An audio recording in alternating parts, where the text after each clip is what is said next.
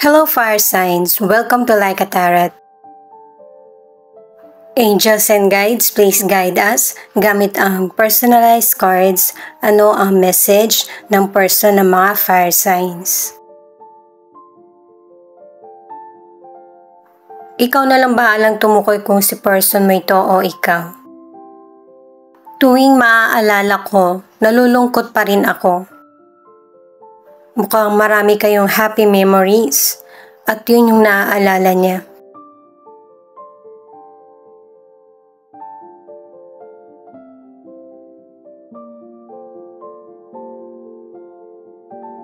I love you. Nothing and nobody will change that. Mukhang nagkaroon kayo ng misunderstanding.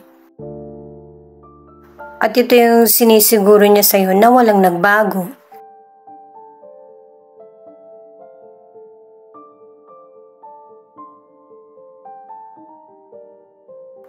Away bate. Ang dami niyang naaalala, special yung relationship niyong dalawa sa kanya.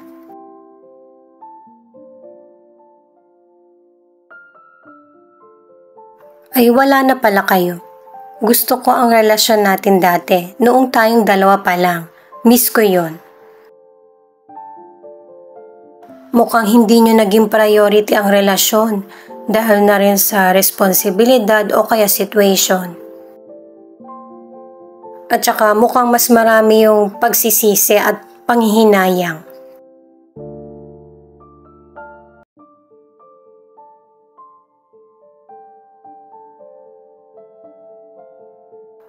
Ayaw na ng isip ko pero gusto pa ng puso. Mukhang natatakot magsabi Kasi syempre alam niya na kung ano yung magiging reaksyon mo. Ayaw kasi ng isip niya ibig sabihin aware siya sa mga nagawa niya. Pasensya na kayo guys kung tabingi yung pagkalapag ko Hindi ko kasi makita. Pero diretso yan dito sa table ko. Ang alamin naman natin ay bottom of the deck. Angels and guides, please guide us. Ano ang bottom of the deck ng mga fire signs?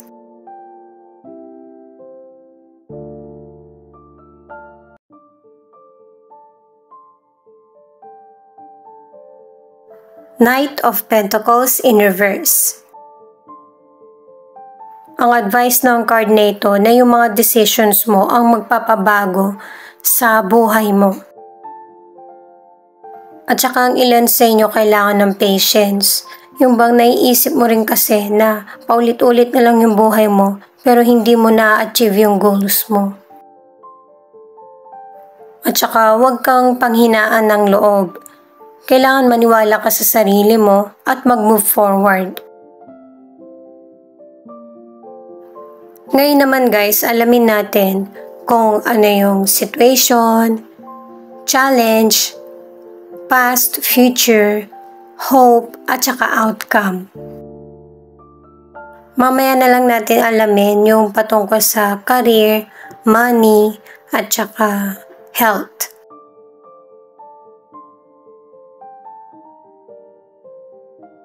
Ang situation ay Queen of Wands. Ipinapaliwanag ng card na malaki ang potential mo, lalo na marunong kang magplano at saka may mga idea ka para magkaroon ng katuparan yung mga plano mo sa buhay. At saka tapusin mo yung mga sinimulan mo, katulad nitong bottom of the deck na sinasabi na yung bang sinisimulan mo lang kasi yung mga susunod kinakatamaran mo na.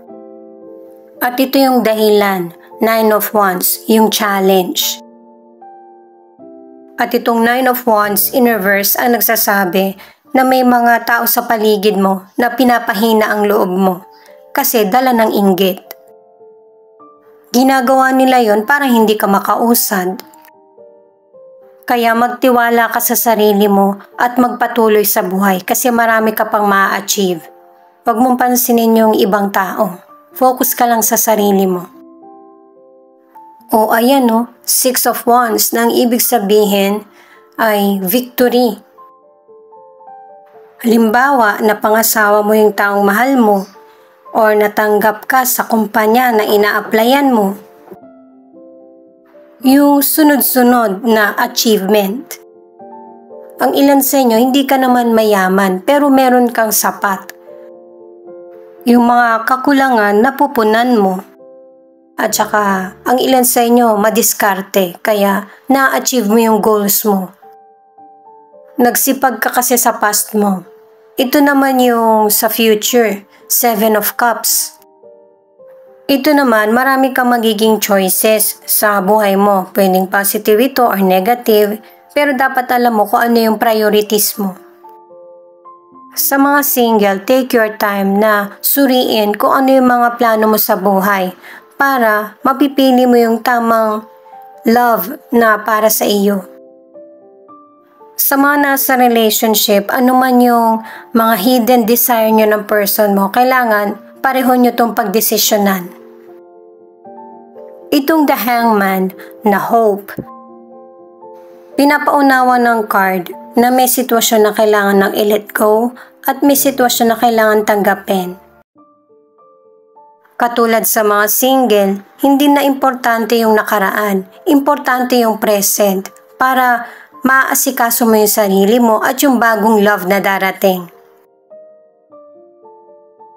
Sa mga nasa relationship, mag-focus sa makakapag-refresh at yung magbe-benefit ang relasyon. Ito naman yung 3 of Wands na outcome. Ang ibig sabihin ay success. Naka-2 cards ka na.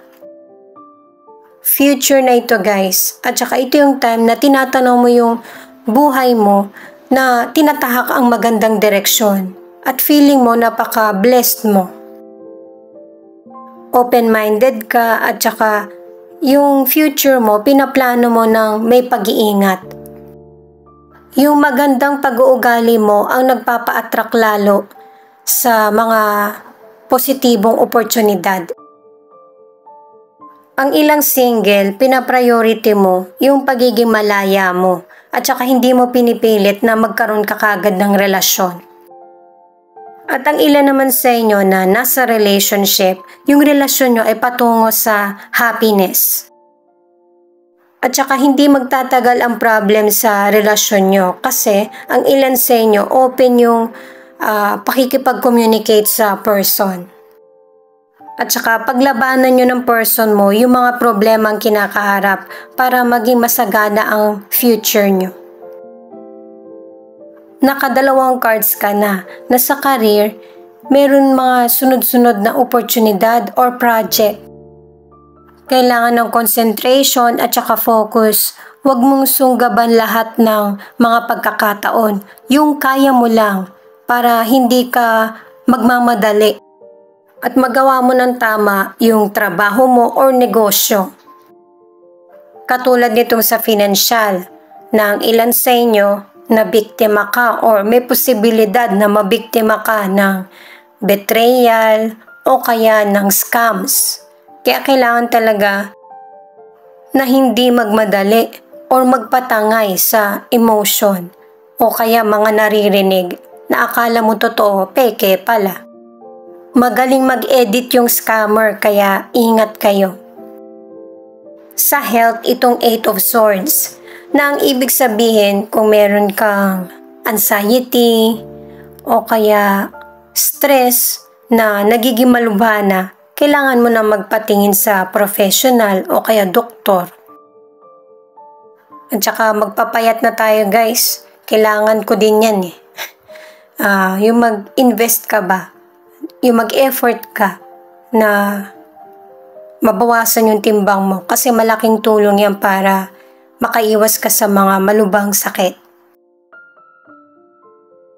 Siya nga pala guys, marami po salamat sa mga nag-like, share, comment, and subscribe. At pati na rin po sa mga nakikinig at nanonood. Saan man panig kayo ng mundo, ingat po kayo palagi. Alamin natin ang message ng mystical card sa iyo.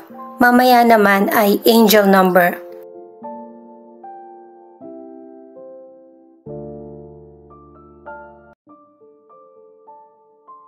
Clear the clutter. Ang ibig sabihin nito, ito na yung tamang panahon para makapag-refresh ka or i-cleanse mo yung energy mo. Nakakatulong din yung pagsisimba, yung mabasbasan ka ng holy water para mataboy yung mga negative. Be the bigger person. Na ang ibig sabihin, huwag mong personalin yung mga bagay na naririnig mo para hindi makikita ang defensive ka. Instead, makinig ka sa conversation. Minsan yung taong tahimik, yun pa yung mas gumagana yung isip.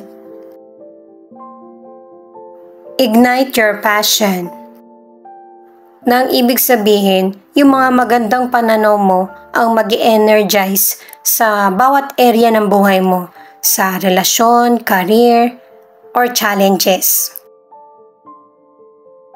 Alamin naman natin ang angel number mo at i-search mo na lang yung meaning sa Google.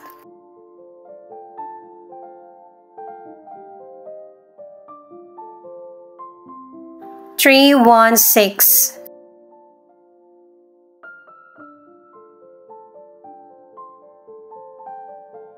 Three, 4, 3.